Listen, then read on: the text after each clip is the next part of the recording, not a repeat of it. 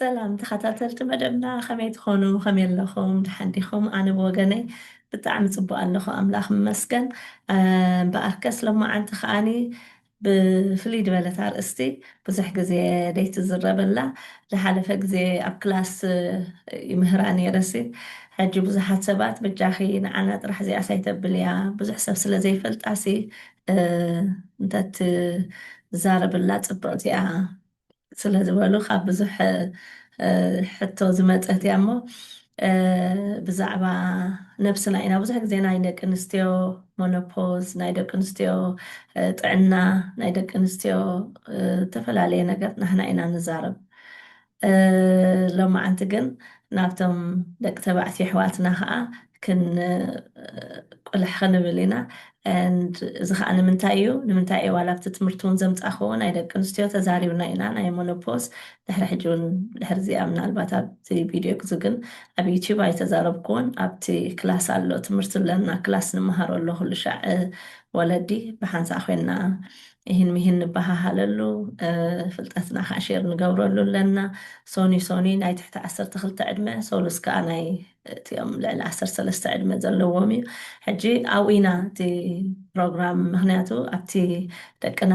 ቲኔጀርስ ዝኾኑሉ ግዜ ንሕና ወንቲ ዕድሜና እንዳደፍአ ስለ ዝኸይድ ኣብቲ ርባዓታት ኣብቲ ናብ ሓምሳታት እንዳኸደ ስለ ዝኸይድ ናሕና ዘጋጥመና ነገር ኣሎ ናይ ደቅና ቲንኤጅ ኮይኖም ናይ ቲንኤጅ ብሬን ዝመፅእ ሆርሞን ምልውዋጥ ኣሎ ናይ ሰበይቲ ዝልወጥ ሆርሞናት ኣሎ ናይ ሰብኡት ከዓ ከምኡ ከዓ ቴስቶስትሮን ዝበሃል ናይ ኣሰብኡት ናይ ሜይሌን ወይ ደቂ ተባዕትዮ ሆርሞን ዝጎድለሉ እንዳጎደለ ዝኸደሉ እዩ ሕጂ እቲ እንታይ እዩ ዝበሃል ከዓ አንድሮፖዝ ይበሃል ግን ሳብስክራይብ ሼር ላይክ ከዓ ኣይትረስዑ ኢኹም እሞ አንድሮፖዝ ክንብል ከለናስ እንታይ እዩ ብደቂ ኣንስትዮ ሞኖፖዝ ይበሃል እቲ ናታተን ናሕና ማለት እቲ ፔሪድ እንዳጎደለ ዝኸደሉ ናሕና ካል መዓልቲ ጥዑይ ጌርና ክንዛርቦ ኢና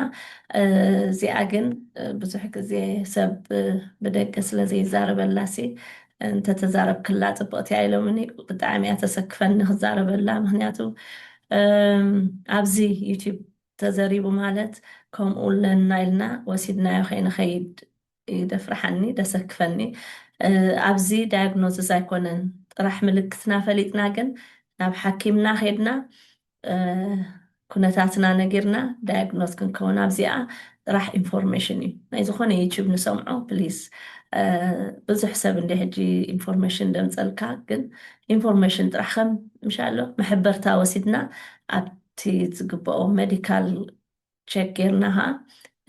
ኩነታትና ንፈልጥ ምክንያቱ ምስኡ ዝመሳሰል ባህርያት ብዙሕ ካልእ ክህሉ ስለ ዝኽእል ማለት እዩ እሞ አንድሮፖዝ ክንብል ከለና ናይ ንደቂ ተባዕትዮ ኣብቲ ካብ 35 ጅምሮም ሰባት ኣለዉ ካብ 35 ገፁ ካብ 30 እቲ ቴስቶስትሮን እንዳጎደለ እዩ ትኸይድ እንዳጎደለ ብሓንሳር ህልም ድብል ኣይኮነን ግን እንዳቐነሰ ዝኸይድ እዩ እዚ ሕጂ ነቲ ሰብኣይሲ ሰብእነቱ እቲ ማስል ናቱ እቲ ናይ ስጋው ርክብ ድራይቭ ዝገብሮ እቲ ውሽጡ ኮታ ደሎ እቲ ከምቲ ናህና ናይ ደቂ ኣንስትዮ እንዳጎደለና ዝኸይድ ኦስትሮጅን ከምኡ ከዓኒ ናይ ደቂ ተባዕትዮ ከዓ እዚ እንዳጎደለ ክኸይድ ከሎ እንታይ የምፀሎም ኣብቲ ቦዲኦም ብኣካላዊ መንገዲ እዚ ሕጂ ሚድላይፍ ክራይሲስ ኣይኮነን ከይነዳናግራ ሚድላይፍ ክራይሲስ ሕጂ ሰሚዕና ኣለና ብዙሓት ሰባት ናይ 40 ቅልውላው ድብሎ ሕጂ ሚድላይፍ ክራይሲስ ካብ 40 እስካብ 55 ዘሎ ግዜታት እዚ ግን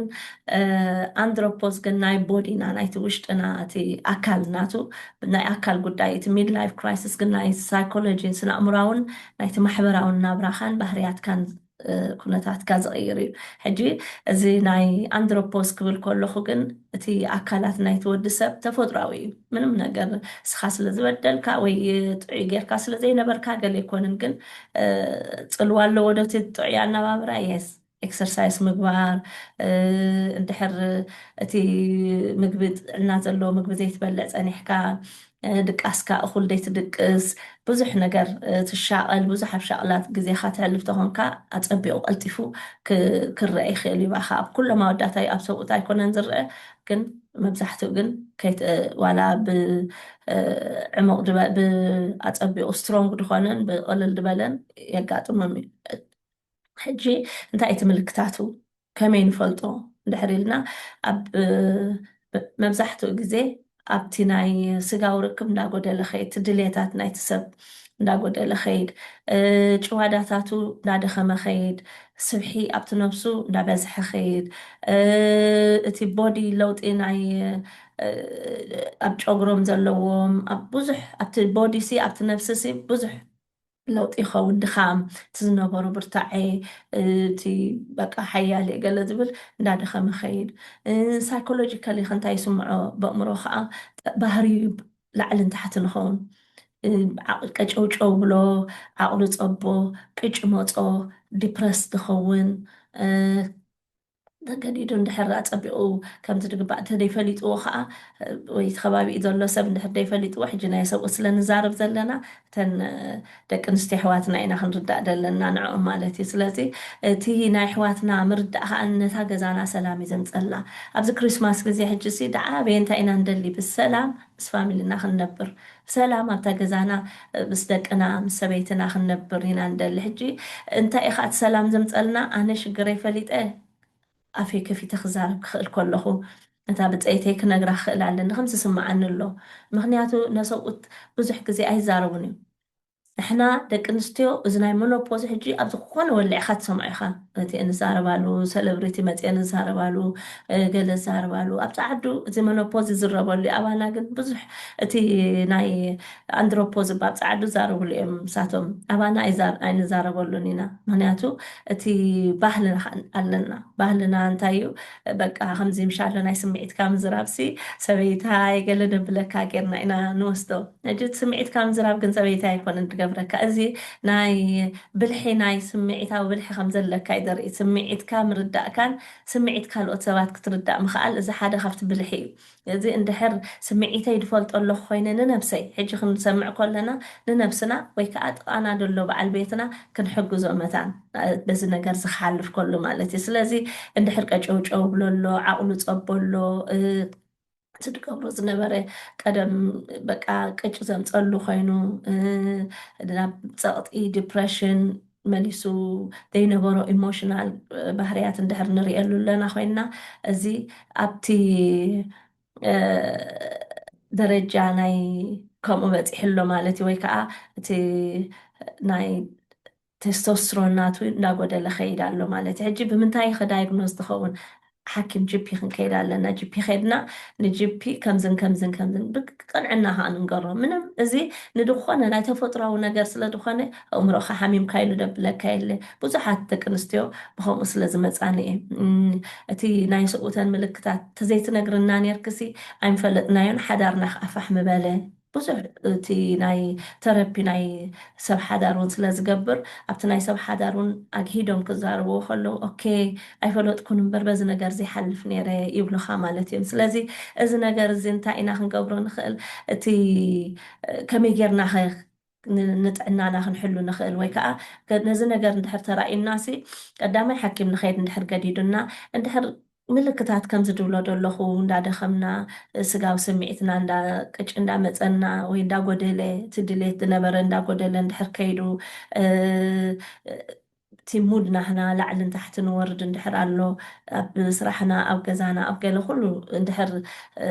እቲ ባህርያትና ለውጢ ንርኢ ኣለና ኮይና እቲ ስጋና ባዕሉ ደኺሙ ድኻም ስማዓና እንድሕር ኣሎ ጭዋዳታትና ከምቲ ቀደም እንድሕር ዘየለ ኮይኑ ስብሒ ኣብ ከብድና ብፍላይ ከባቢ ስብሒ ስለ ዝወፅእ ስብሒ ይረአ እዩ ብዙሕ ግዜ ቀልጢፉ ከዓ ኣይከደልካን እዩ። ስለዚ ቪታሚን ዲ ኩሉ ሰብ ኣብቲ ዓዲ ካብቲ ዝብለፀ ዝጠቅም ንኣንድሮፖስ ቪታሚን ዲ ምውሳድ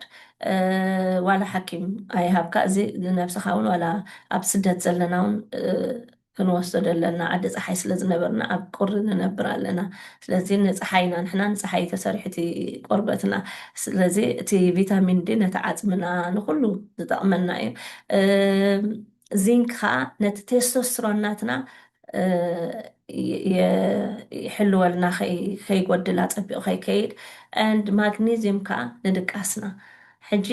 እንድሕር ፅቡቅ ካብ 7 ክሳብ 9 ሰዓት ንድቅስ ኮይንና እዚ ሕጂ ካብቲ ጥቕሚ ኤክሰርሳይዝ እንድሕር ንገብር ኣለና ምግብና እንድሕር ፅቡቅ ጥዕና ዘለዎ ምግቢ ንበልዕ ኣለና ኣብ ርእሲኡ ከዓ እዚ ቪታሚናት እንድሕር ጌርና ካብ ጭንቀት ይኹን ካብ ዘይተደልየ ባህሪ ኣብ ገዛና ህውከት ካብ ዝመፀና ነቲ ከባቢና ዘለውን ሕቶ ሃብ ንኸውን ካብዚ ክንድሕር ንኽእል ኢና እንድሕር ዋላ ኸማን ንሓኪም ክትከዱ ተደይዘሊኹም ወይ ከዓ ናብ ተራፒስት ክትመፁ ተደይዘሊኹም ነቲ ብምግብን ብኤክሰርሳይስን በቲ ሳፕሊመንት ብምውሳድን ንጥዕናኹም ሰላሒልኩም ቀሲልኩም ክትወስዱ ትኽእሉ ኢኹም ብኸምኡ እዚ ሕጂ ዩቲብ ዝገብሮ ዘለኹ ካልእ ብዛዕባ እቲ ናይ ሚድ ላይፍ ክራይሲስ ግን ከይንሕውሶ ሚድ ላይፍ ክራይሲስ እንታይ እዩ ናይ ሳይኮሎጂካል ነቲ ስኑ ኣእምራውን ነቲ ማሕበራዊ ናብራኻን ይፀሉ ሕጂ እዚ እንታይ እዩ ናይ ኣይደንቲቲ ነገር እዩ ሚድ ላይፍ ክራይሲስ በቃ ኣነስ ናይ 40 ዓመት ቅልውላው ድብሎ ሕጂ እዚ ካብ ማእሲ ድመፅእ መብዛሕትኡ ግዜ ካብ 40 ስጋዕ 55 ደላ ግዜ ቅልውላው እያ ስራሕ ድነበሮ ሳደንሊ ኣነ ስራሐይ ክቕይረ ኣነ ስራሕ እዚ ፈትኽዎን በቃ ገዲፈ ይኽኸይድ ይብል ሕጂ ሰበይቲ እንድሕር ደይትፈልጥ ፀኒሓ ክትካትዕ እንታይ ፕላንና ዘይነበረ ፕላን ክና ይነበሮም እኮ ፕላን ናይቲ ገዛ ይነበረ ይበራበር በቃ ኣነስ ወዲ 10 ዓመት ከለኹ ወዲ 10 ዓመት ወዲ 30 ዓመት ከለኹስ እዚ ትምኒተይ ነይሩ እዚ ሳይደልየን እዚ ላይፍ እዚ ላይፍ እዚ ሲ ናተይ ድልየት ኣይነበረን ስለዚ ሓድሽ ክጅምር ኣለኒ በቃ ሃንደበት ዝኾነ ውሳኔታት ክውስኑ ናብ ገለ ዓዲ ቢዝነስ ክገብር እዚ ኩሎም ማለት ኣይኮነን ጥዑያት ቢዝነስ ክገብሩ ዝኸዱ ድላዮም ክቕይሩ ስራሕም ክቕይሩ ግን ምስቲ ባህሪ ክንሪኦ ኣለና እቲ ባህርስ ምስቲ ፕላንና ሃንደበታዊ ክኸውን ከሎ ቀጨውጨው ክብል ከሎ ጣዕሳ ክመልኦ ከሎ ኣነ መኒ ናበይ ከይድ ኣለኹ ሕጂ ኣነ መኒ ብዙሕ ግዜ ኣብ ሰብኡት ኣነስ እንታይ ድገብር ኣለኹ ናይ ኣይደንቲቲ ጉዳይ ስለ ዝኾነ ከም ሰብኣይ ከ እንታይ ገይረ እዚኣ ገዛይሲ እንታይ ኣቢለላ ሕጂ ካሃድሙ ከለው ፈትዮም ኣይኮኑ እንዳሃድሙ ብዙሕ ግዜ ደቂ ኣንስትዮ ናይ ዝኾነ ረዚልያንት ዝኾነ ፔይን ንምፃር ምስቲ ሕርሲ ምስቲ ብዙሕ ነገር ንሓልፎ ንሕና ኣፀቢቕና ንፃወር ናይ ሰብኡት ብፍላይ ከዓ ኣብዚ ናይ ሽግር ክመፅእ ከሎ ነገራት ክመፅእ ከሎ ካሃድሙ ልኦም ዝደልዩ ግን ካሃድሙ ስለ ዝደለዩ ይኮኑ ወይ ክርሕቁ ክሕጉሰኪ ከፍቅረኪ ወይ ከዓ ደቁ ስለዝፀልአ ንዓኽ ስለዘይፍቀረ ደቁ ስለዘይፍቀረ ኣይኮነን ግን ኣለውቲ ውሽጡ ድደፍኦ ንዕኡ ከዓኒ መፍትሒ ኮይና ትስምዖ እልይ ክብል እዩ ድደሊ ሕጂ እልይ ኢሉ ግን እንድሕር ስኻ መሊስካ ናግ ጌርካዮ መሊስካ ከኣፍቲ ናቱ ዘለዎ ሽግር ክትርድኦ እንድሕር ዘይክእልካ ሕጂ ሓደ ነገር እንታይ እዩ እዚ ደምፆ ደሎ ኸማን ክልቴና ክንረዳዳእ መታት ከም ሰብኣይን ሰበይትን ሲ እሱ ድሓልፎ ደሎ ብዕድሚኡ ድዩ ብዝተፈላለየ እቲ ለውጥታት ናይ ሂወቱ ግዜኡ ክንፈልጠሉ እሶም ከዓ ግዜና ክፈልጡልና ንነፍስና ቀንዲ ከዓ ግዜኣ ክንፈልጠላ ኣብዚ እዋን እዚ ሲ ኣበይናይ ናይ ዕድመ ደረጃ ኣለኹ ኣብቲ ጉብዝናይ ኣብቲ ከምድላይ ዝገብረሉ ብቲ ግዜ ድሓን ኣለኒ ዝብለሉ በቲ ደቂ 50 ኮንካ ገለ ምስ ኮነ ዕድመ እውን ናይ ሕማም እመፅእ ደሓሰብካዮ ሞት እመፅእ ከባቢኻ ዘሎ ዝመውት ዘሎ ሰብ ፍርሓካ እንታይ እየ ገይረ ኢልካ ንሂወት ትሓተሉ ጠጠው ኢልካስ በቃ ጠጠው ኢልካ ትሓስበሉን ትሓተሉን ግዜ ስለዚ እዚ ዕድመ እዚ ኣብትዮም ደቅና ከዓ እንድሕር ብፍላይ ከዓ ናይ መንእሰይ ባህሪ ዘለዎም ቆልዑት ኣለዉ ከዓ እዚ ከዓ በዓል ቁልውላው እዩ ነታ ንዓኻ እውን ካልእ ነገር ውስኸልካ ነትን እታ ጓል ኣንስተይቲ እውን ናታ ዝኾነ ተሓልፍ ኣላ ኣብቲ ናይ ቅልውላው ዕድመ ክንብል ከለና ናይ ሓምሳታት ናይ ልዕሊ 4ታት ዘሎ ኩሉ ዋላ ዕውት ሰብ እንድሕር ኮይኑ ሰብ ደገ ዕውት ክመስለና ዓይነት ሰብ እንድሕር ኮይኑ ብዙሕ ገንዘብ ዝገበረ መይቢ እቲ ድሌት ውሱ ይኮነን ክኸውን እዚ ድያ ክገብር ደልየ ነይሩ ወይ መይቢ እቲ ጉይኡ ነቶም ፋሚሊኡ ነቲ ክገብሮ ዝግብኦ ነቶም ክሎዝ ክኾኖም ደቁ ሰበይቱ ክኾኖ ዝግብኦ ዘይኮነላ ምስ ረኣየ ክስንብድ ይኽእል እዩ ፕራዮሪቲ ናቱ እንታይ እዩ ኣነስ ገንዘበይ ሰሪሐ እምበር ኣነስ ንደገ ጠቂመ ንካሊእ ጠቂመ እምበር ንገዛ ጠቀምኩን ኢሉ ክከዓስ ይኽእል እዩ ሕጂ ዝጣዕሳዚ ኣብቶም ደይተዓወቱ ጥራሕ ኣይኮነን ኣብቶም ተዓወቱ እንኮላ ኣሎ ምክንያቱ እቲ ፕራዮሪቲ እንታይ እዩ ምስ ፋሚሊኡ እቲ ፕራዮሪቲ ክወሃብ ዝግብኦ ደቁን ሰበይቱን እንዳሃበድ ይኸይዱ ወይስ በቃ ነቲ ዓወትን ነቲ ተፈላጥነትን ነቲ ገንዘብን ኢሉ እዩ ክጎይ ፀኒሑ እዚ ከዓ ባዕሉ እንታይ ይገብር ኣለኹ መን እየ ናበይ ከይድ ኣለኹ ኢሉ ሃዲኡ ክሓስብ ከሎ ይገብሮ ስለዚ እቲ ካብዚታት ክንከላኸል እንድሕር ኮይና እንታይ ኢና ክንከውን እቲ ቀንዲ ናይ ሚድ ላይፍ ክራይሲስ መኣሲ ድመፅእ ደቅኻ ምስከዱ ደቅኻ በቦቶኦም ምስከዱ ዩኒቨርሲቲ ድዮም ክመሃሩ ምስከዱ ካብ ገዛ ድዮም ንላብሮኦም ሒዞም ስርሖም ሒዞም ምስከዱ እታ ሰብኣይን ሰበይትን ክገብርዎ ዝነበሮም ብሓንሳእ ኣይገብሩን ፀንሑ እቲአን ንደቂ ጥራሕ ነቶም ደቆም ጥራሕ ንደቆም ጥራሕ ክጓስዩ ንዖም ጥራሕ ክኣልዩ ንዖም ጥራሕ ክሕግዙ ስለ ይፀንሑ እሞ እቲ ናቶም ኒድ ናቶም ናይ ሰብኣይን ሰበይትን ኒድ ስለደይ ሚት ዘይገበርዎ ብሓንሳእ ከዓ ዝኾነ ኣክቲቪቲ ዝኾነ ኮመን ዝኾነ ነገር ስለዘይብሎም ኣብኡ ሽዕኡ በበይናኻ ትኸውን ሎንሊነስ ዝስምዖም ገዛ በይናያቶም ቆልዑ ኣለውን እቲ ኩሉ ሽዕኡ ናቲ ዓይነት ክራይሲስ ኣቱ ማለት እዩ በቃ እዚኣ እያ ታክስታየ በቃ እዚኣ እያ ምክንያቱ ንዕኡ ዝኸውን ከዓ ቢልቲ ክገብር ኣይፀንሐን ካብዚ ክንድሕን ከንታ ክንገብር ኣለና ገናቶም ንኣሽቱ ዘለና ግዜናን ገንዘብናን እቲ እንገብሮ ነገራት ሓሲብና ክንገብሮ ኣለና እቲ ዕላማ ንገብሮ ነቲ ዕላማና ክንወቅዕ ከለና እቲ ጥቃና ደሎ ሰብ እንዳዘከርና ኣብቲ ከባቢና ደሎ ደቅና ደየጣዕሰና ንዳሕራይ እንታይ ኣታ ደይተጣዕሰኒ ኣይና እዩ ፕራዮሪቲ ንዓይ ፕራዮሪቲ ገዛይ ድዩ ፕራዮሪቲ ደቀይ ድዩ እዚ እንድሕር ኮይኑ ዳሕራይ መታን ከየጣዕሰኒ ዋላ ከማ እንዳነደቅኩ ደቀይን ሰበይተይን ምሳይ ሒዘዮም ክኸይድ ኣለኒ ንደቀይ እንዳዕበኹ ምስ ሰበይተይ ግዜ ክህልወኒ ኣለ ምስ ሰበይተይ ኮይነ ንዳሕራይ ግዜ እሶም ምስከዱ እሶም ገዲፎም ይኹን ክኸዱ እዮም ክልጥኹም ይኹም ክትተርፉ ስለዚ ክልቴና ተሪፍናኸ ከመይ ዓይነት ሂወት ክህልወና እዩ ኣቐዲምና ንሕሰበሉ ኣቐዲምካ ፕላን ምግባር ኣቐዲምካ ምሕሳብ ሓደ ካብቲ ዝረድኣካ ቻሪቲ ምግባር ኣብቲ ክልቴኻ ኮንካ ወይ ቻሪቲ ዲኻ ክትሕግዝ ምሕጋዝ ካብቲ ነቲ ውሽጢ ሰብ ዝዕግቦ ነገር እዩ ምክንያቱ ተኸፊልካ ይኹን ኣይተኸፈልካን ከይተኸፈልካ ደስ ኢሉካ ትገብሮ ነገር እንታይ እዩ እንታይ ዓይነት ኣክቲቪቲ ኣማዕቢልካ ፀኒሕካ ሕጂ ዋላ ካልእ ክውሰካ ዝኽእል ከዓ ሜንተር ትገብር ኣነ ዝሓለፍኳ ከይተሓልፉ እንተ ሕማቅ ተመክሮ ኣለካ እዛ ተመክሮ እዚኣ እዚኦም ደቀይ ክሓልፎ ይደልኒ ፅቡቅ ጌርካ ሜንተር ትገብር ኮች ትገብር ለገሲ ትገድፍ እዚ ነገር እዚ ኣነሲ ካባይ ተማሂሮምሲ ዝበለፁ ክኸውን የደሊ ኖንዶ ኣነ ሓሊፈያ እሱ ካሕለፋ ደይኮነ ካባይ ተማሂሮም ኣነ ዝሓለፍኮ ክሓልፉ ይደሊኒ ስለዚ ሕጂ ዳያግኖዝ ክገብር ናይ ኣንድሮፖዝ ዛበይ ትኸይድ ኣለዎ ሓኪም ክኸይድ ኣለዎ ናይ ሚድ ላይፍ ክራይሲስ ወይ ከዓ ናይ ፈረቃ ዓመታት ዕድመ ቅልውላው ግን በቲ ባህሪ እንዲ ድፍለጥ ኣብ ተረፒስት ይኸይድ ኣለዎ እቲኣቶም እውን የድልዮም እንዴ እቲኦም ግን እቲ ኣንድሮፖዝ ሞር ናይ ፊዚካል ናይ ውሽጥኻ ባዮሎጂካል ለውጢ ናይ ሆርሞን ስለዝኾነ መድሃኒት ዝድልየውን ይኸውን እዩ ናይ ቅልውላው ዕድመ ግን መድሃኒት ተረፒስት እንድሕር ገዲዱካ ብፍላይ ሃንደበት ሕጂ ብፍላይ ከዓ እዞም ሱቅ ዝብሉ ዝነበሩ ብንኣሽቶኦም ምንም ናይ ንእስነት እንታይ ድበሃል ዘይሕለፉ በቃ ይጣዕሶም ብጣዕሚ ዘጣዕሶም ገሊኦም ሕራይ ኣብ ናይ ኣምላኽ ተፀጊዖም ብናይ ኣምላኽ ፅቡቅ መንገዲ ክኸዱ ይኽእሉ እዮም ገሊኦም ግን ኣብቲ ናይ ኣምላኽ ዘይተፀጉዑ ግን ኣነሲ ብንእሽተይ ከለኹ ደይዘወርኩ ኢሎም ሽዑ ምዛር ጅምሩ ተን ኣንስቲ ሕጂ ኣብ እርጋንካ ፀይቁልካ ይብል ሰብ ማለት እዩ ሽዑኡ ንኣሽቱ ዋልድ ክርኢ ደልዩ ሽዑኡ ናብ ካልእ ነገር የብሎም ማለት እዩ በቃ እቲ ክገብርዎ መንእሰይ ከለዉ ክገብርዎ ዝነበሮምሲ ናብኡ በቃ ቁልዕነቱ ይምለስ ማለት እዩ እንታይ ኮይኑ ናብ ቆልዕና ተመሊሱ ድሓን ደይነበረን ዲሰንቲ ሰብኣይ ደይነበረን ከመይ ዝመሰለ ደይነበረን ከም መሊአን ኣዴታት እየን ዘጋጥማንም እንድሕር ኣብቲ ንመሃሮ ዝነበርና ከዓ ንዘራረበሉ ስለ ዝነበርና ኣትሊስት እታ ንእሽተይ ፍልጠት ትጠቕመካ እያ ኦኬ እንታይ እያ ክትጠቕመና ንስማዓዮም ንጠንቀቐሎም ኣይንድሃሎም ወፂኦም ኢልና ከዓ ፀሊኦምና ደይኮኑ ወይ ርሒቆም ኢልና ንዓና ፀሊኦም ኣይኮኑ እሱይት ባህሪኦም ከማዮም ክገብሩ ዝኽእሉ ሕጂ ውሽጦም ዝርብሾም ነገር ኣሎ ወይ ናብ ምህራም ክጓዩ ይኽእሉ ዝኾነ ነገር ሕርቃን ኣብቲ ውሽጦም ስለ ዘሎ እዚታት ክንርዳእ ኣሎ ንሓድሕድና ክንራዳዳእ ናይ ደቂ ኣንስትዮ ኮላይ ከመይ ከም ዝገብረና ክንነግረኩም እንዲና ኣትሊስት ክሪስማስ እቲ እንታይ ደልየ ብሰላም በቃ ሕማቅ ደይ ንሰምዓሉ ንሓድሕድና ተረዳዲእና ናይ ባህሪ ናይ ደቅና ናይ ቲኔጅ ብሬን እውን ከመይ ከም ዝኾነ ክዛረበኩም እቲ ናይ ቲኔጅ እውን